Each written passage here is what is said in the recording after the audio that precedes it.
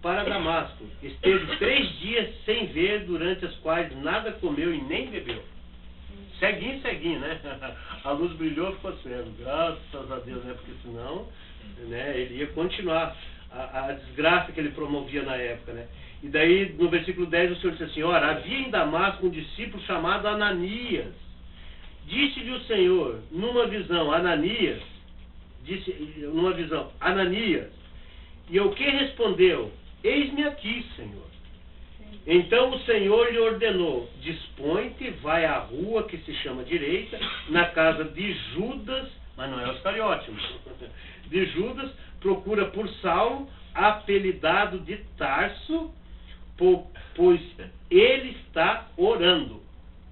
Você vê, já estava orando, né? Apelidado de Tarso porque ele era Saulo de Tarso, né? A cidade, né, onde ele nascera, né? Embora ele fosse da tribo de Benjamim, mas ele era romano, né? Descendente da tribo de Benjamim, mas nasceu no estado de Roma, né? Tarso. E fala assim: pois ele está orando. E vi entrar um homem chamado Ananias. Isso aqui já foi Saulo, quando estava orando, né? Certo, tendo uma comunhão com o Senhor, porque agora ele recebeu o Senhor. Poxa, né? A vida dele começou a mudar. Porque se você tem um encontro genuíno com o Senhor, não tem como nós continuar na mesmice. No sentido, irmão, do nosso relacionamento com Deus. Não é do relacionamento das coisas materiais, das coisas visíveis, palpável. Isso às vezes vai continuar como está e até piorar um pouco. O Senhor dele é que piorou. Ele era avantajado, tinha tudo, de repente perdeu tudo e começou a sofrer um bocado, né? Então ele diz assim, então vi um homem chamado Ananias impor-lhe as mãos para recuperar-se a vista. Ananias, porém, respondeu. Olha que o Ananias respondeu para Deus: Senhor, de muito eu tenho ouvido a respeito desse homem, e quantos males tem feito aos teus santos em Jerusalém. Ele perseguia as igrejas, o povo de Deus em Jerusalém, a igreja em Jerusalém. Então Ananias replicou com o Senhor: Senhor, quantas coisas esse homem tem feito aos teus santos em Jerusalém, né? Quantos ele participou. O capítulo 7 ali, você vai ver o Estevão sendo martirizado. Paulo cooperou na morte dele. Segurava as vestes daqueles que assassinavam Estevão a pedrada, né? Quer dizer, tem culpa no cartório, né? Se fosse para um julgamento, ele tinha que pagar, né? E depois o Senhor, ele fala assim: e para aqui, ainda o Ananias falando, e para aqui ele trouxe a autoridade dos principais sacerdotes para prender todos os que invocam o teu nome. Essa é a marca da igreja, irmão.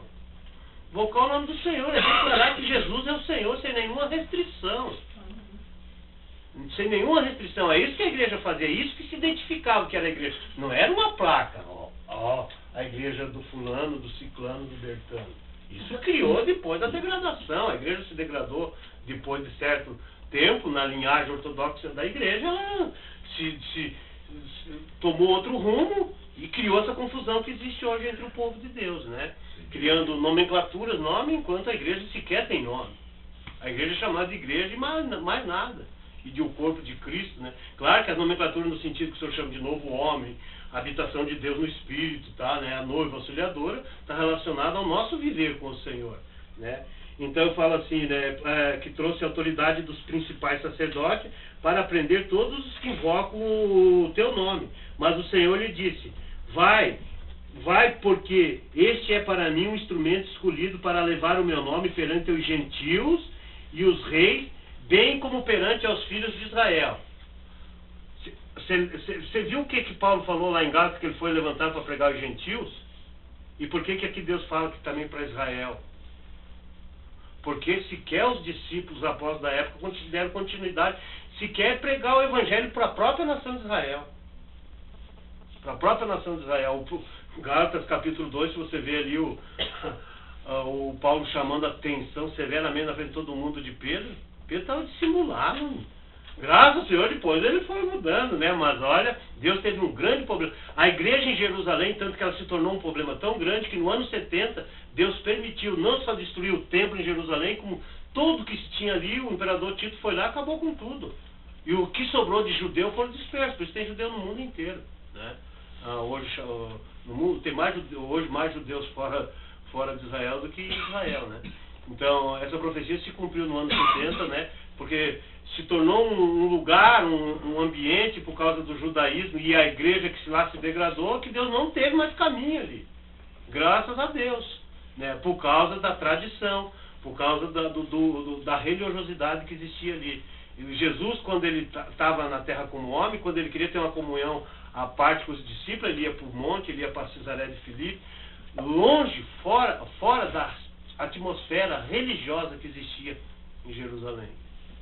Isso impede a Deus caminhar, impede de Deus fazer a vontade dele por meio de nós e em nós, né? Então o Senhor falou assim, ó, pois eu lhe mostrarei o quanto importa sofrer pelo meu nome. O Senhor poderia dizer, pois importa aqui, né, o quanto ele será abençoado, né, em meu nome, não, mas enquanto importa ele sofrer pelo meu nome. Porque seguir o Senhor não é quanto que eu estou disposto a ganhar, mas quanto eu estou disposto a perder. Não no sentido de ficar um Zé Ninguém. Entendeu?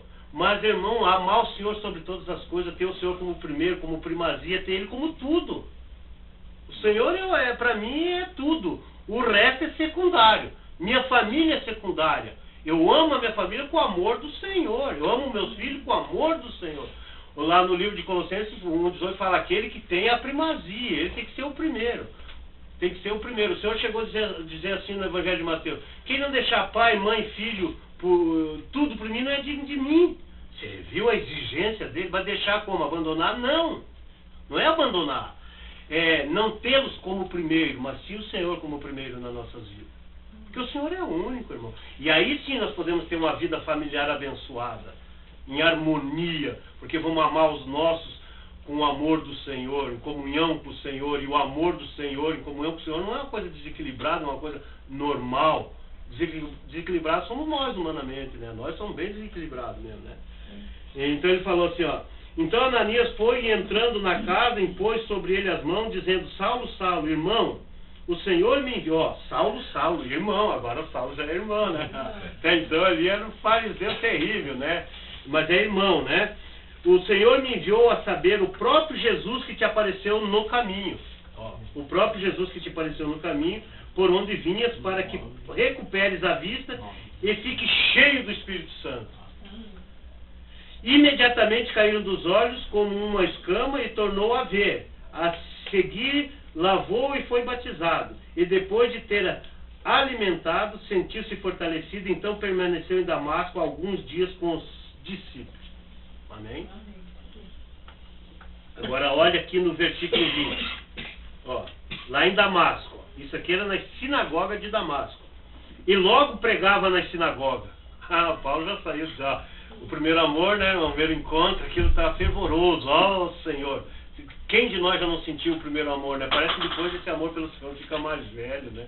Mas ele estava naquele encontro, aquela realidade, né? Então ele já saiu pregando na sinagoga, e logo pregava na sinagoga a Jesus, afirmando que este é o Filho de Deus.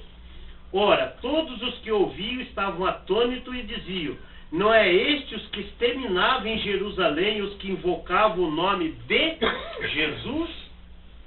Então o povo lá ficava até atemorizado. Agora, lá em Jerusalém eles terminavam, perseguiam, prendiam, assassinavam até os que invocavam. Agora ele está aqui dizendo que Jesus é o Filho de Deus.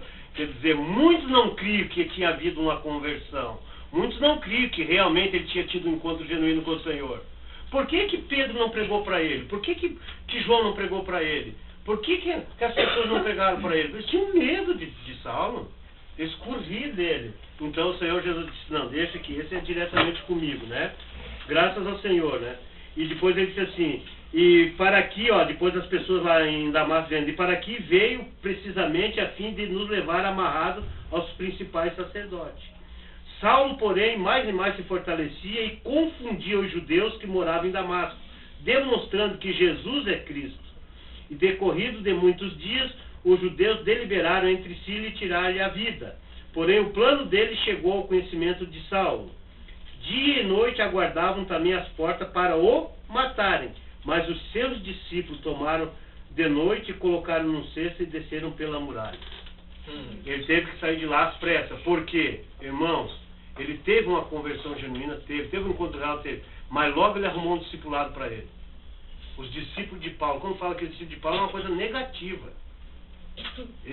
Ele mesmo ensina nas epístolas dele que nós somos discípulos do Senhor, que é um só mestre, um só Senhor. E ali fala os discípulos de Paulo. Então, como ele era um cara bem inteligente, começava a falar, persuadia todo mundo, vamos ser discípulos do Paulo. Por isso que na igreja em Corinto tinha os discípulos de Paulo lá, nós somos os de Paulo, né?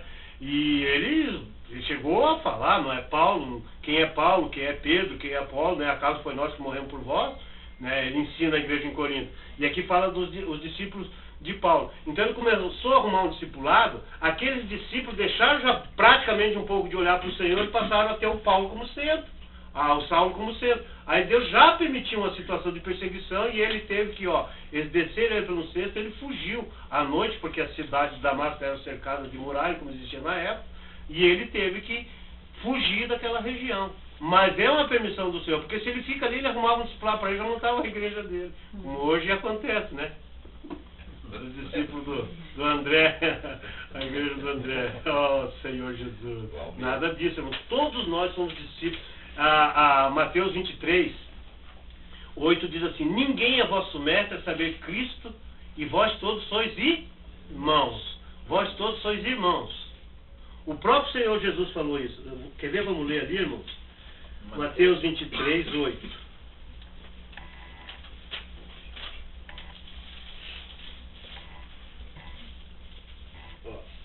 Vós, porém, não sereis chamado mestre, porque um só é o vosso mestre, e vós todos sois irmãos. Viver normal cristão está aqui. Nós somos irmãos. O mestre é Cristo, o Senhor é o cabeça. Né? O viver normal da igreja é sermos irmãos. Se temos alguém está levantado para ministrar, para falar, mas não passa de irmão, não passa de servo, não passa de ovelha. Uma ovelha mais crescida conduz as mais novas. Por exemplo, o que o Senhor falou para Pedro, lá, o último capítulo de João, lá no capítulo 20? Pedro, me amas?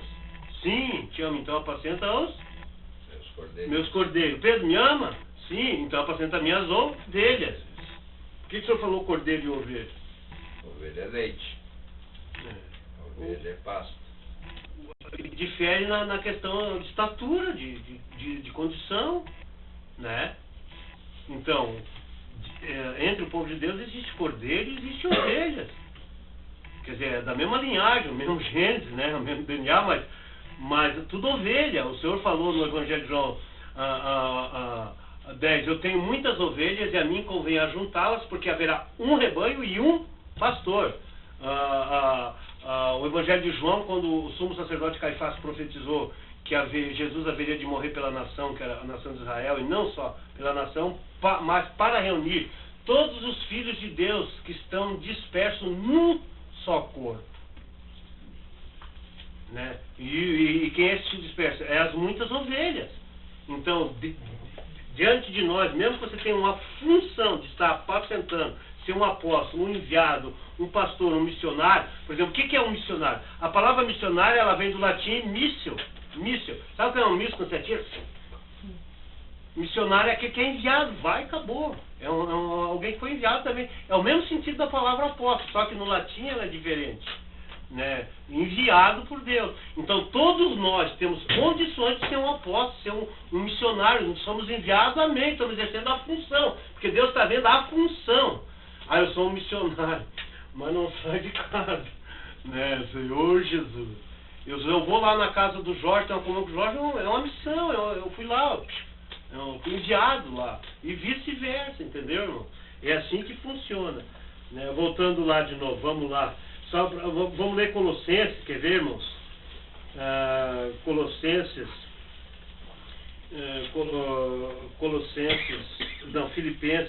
Filipenses 3.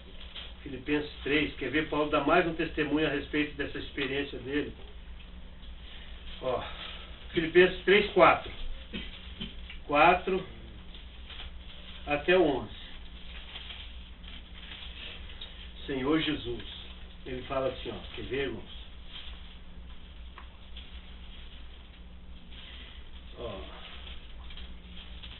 Filipenses 3 e 4. 3 e 4. Senhor Jesus. Filipenses 3 e 4 diz assim. Olha, diz assim: bem que eu poderia confiar também na carne.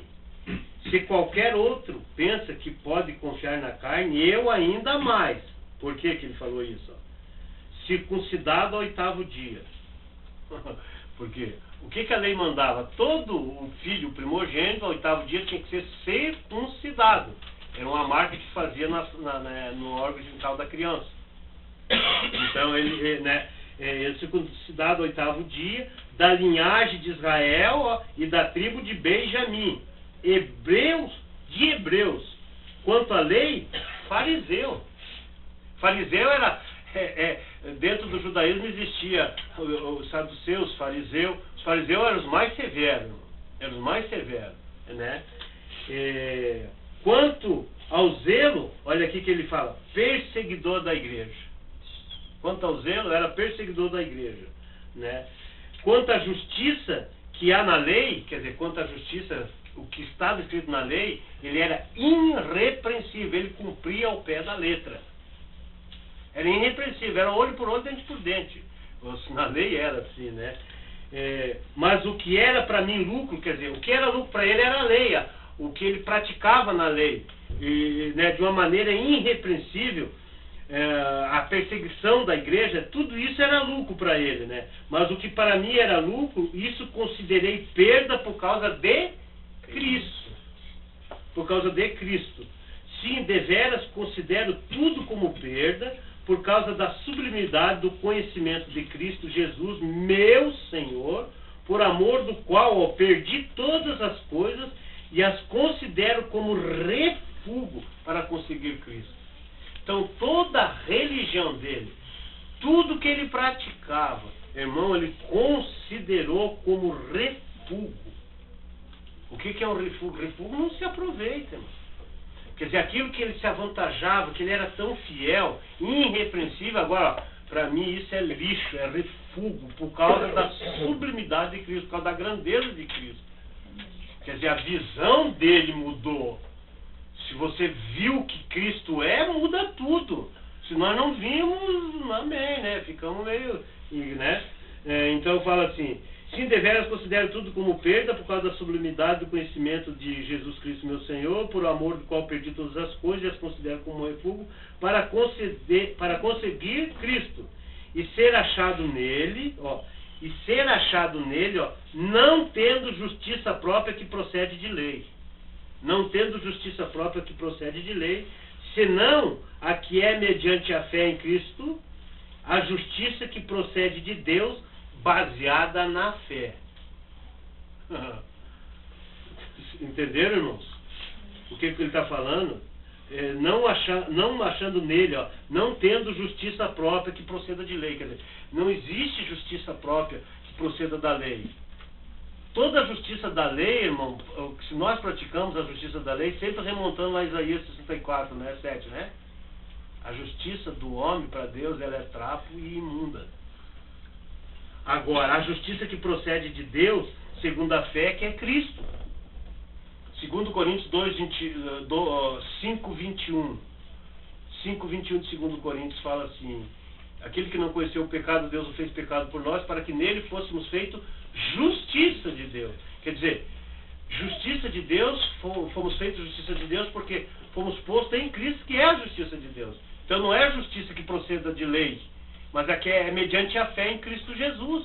Quer dizer, nós nos tornamos justos mediante a fé, irmão. Não é mediante qualquer coisa que nós possamos fazer. Toda a nossa obra, no sentido humano, nossa justiça própria, para Deus ela é trapo e é imunda. Não tem nenhum valor. Mesmo que nós façamos coisas aos olhos dos homens que sejam louvados. Olha a história de Abel e Caim. Se vocês remontarem a história de Abel e Caim, vai ficar muito claro. Por que Deus aceitou a oferta de Abel e não aceitou a de Caim? Qual é a diferença? Se os dois estavam caídos, fora do Éden. Se você ler o texto claramente, você vai ver uma coisa crucial ali, porque que Deus aceita certa coisa. Quando Caim, ele labutou a terra, trabalhou, ele cansou, foi lá, né? até crescer, e quando cresceu ele colheu o melhor desses frutos e veio fazer uma oferta para Deus. Deus não quis. Parece que Deus é ingrato, injusto, né? Não querer, depois de um labor tão grande, enlabutar a terra, laborar a terra, trabalhar, plantar, regar, colher, e agora vou lá oferecer para Deus. Deus não quis. E a do Abel, por que Deus a oferta de Abel Deus aceitou? Que Abel era pastor de ovelha e sacrificou o animal e Deus aceitou. Porque quando você lê todo o texto, fala assim, e não se agradou Deus de Caim e da sua oferta. E se agradou Deus de Abel e da sua oferta. Primeiro Deus tem que se agradar de você, para depois receber o que vem de você. E por que Caim Deus não se agradou de Caim?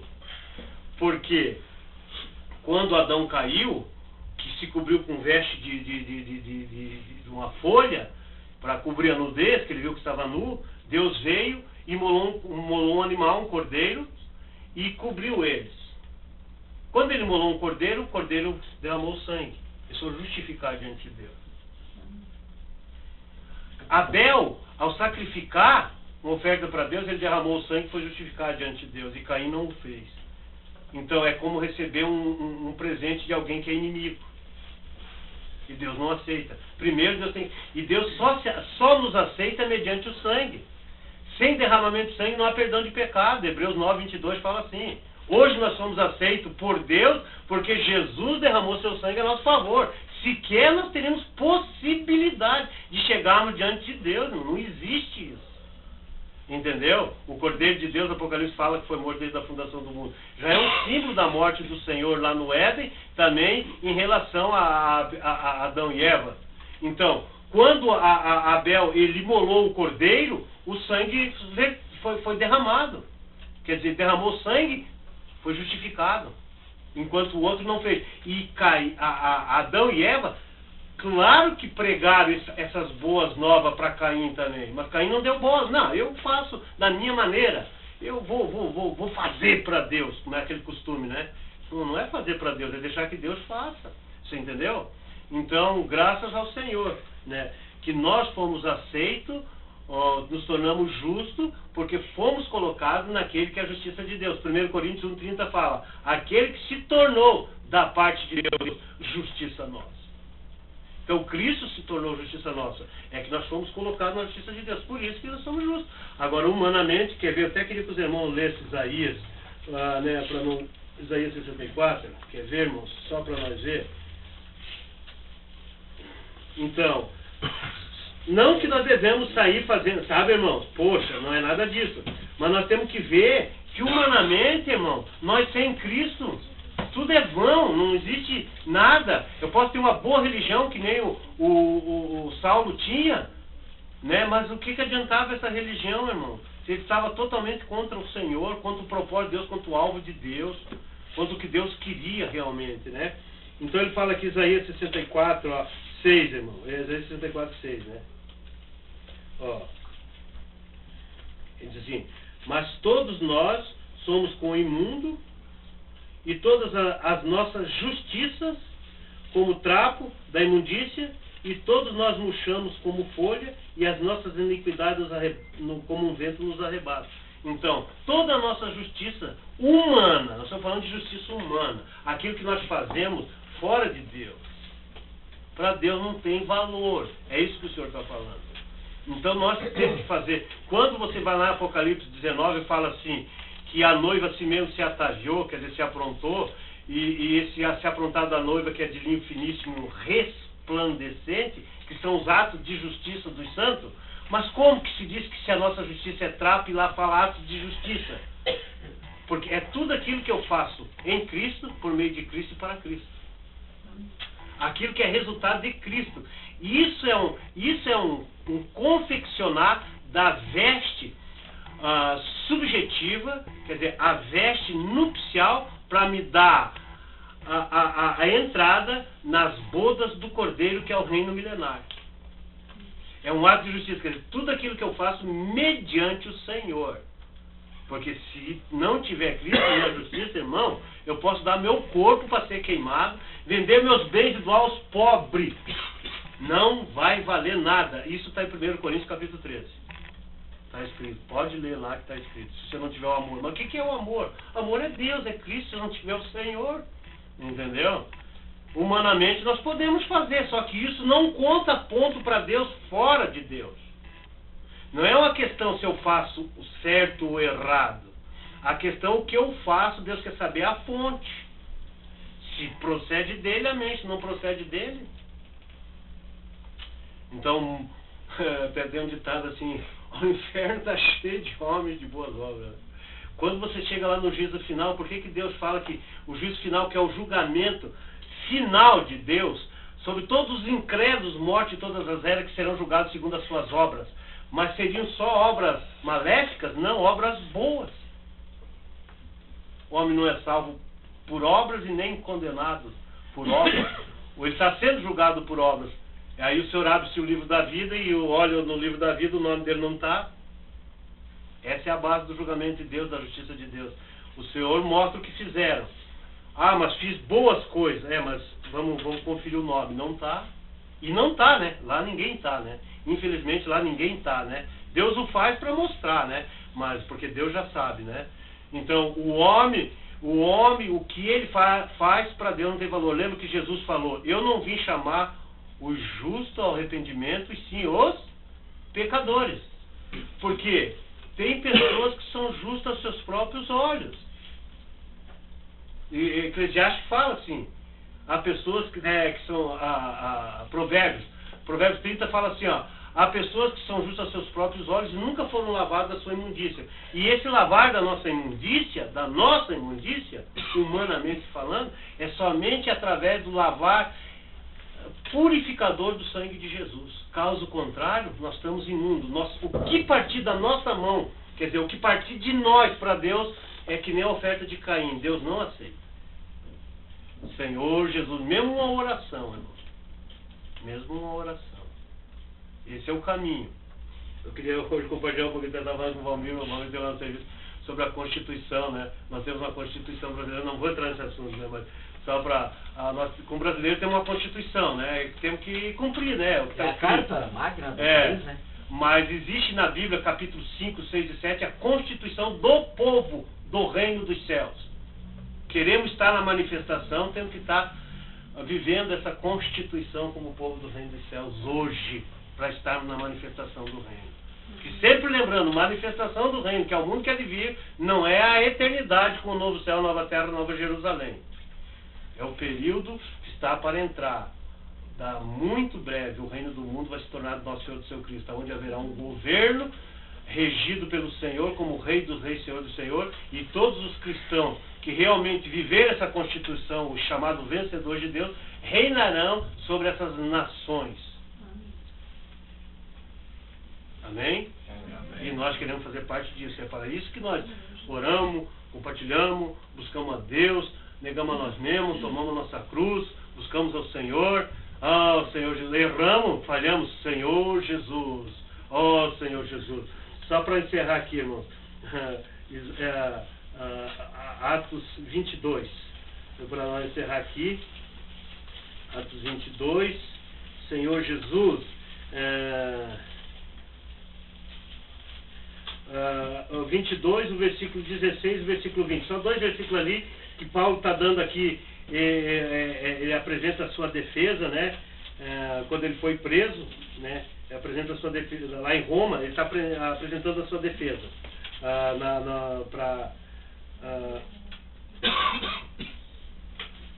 tá, 22, o versículo 16 e o versículo 20.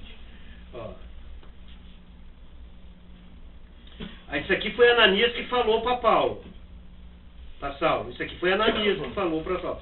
Nós lemos lá no capítulo 9, mas lá no capítulo 9 não está essa passagem. Mas aqui Paulo falou, dando testemunha quando ele estava fazendo a sua própria defesa quando ele foi preso em Roma, antes de ser martirizado.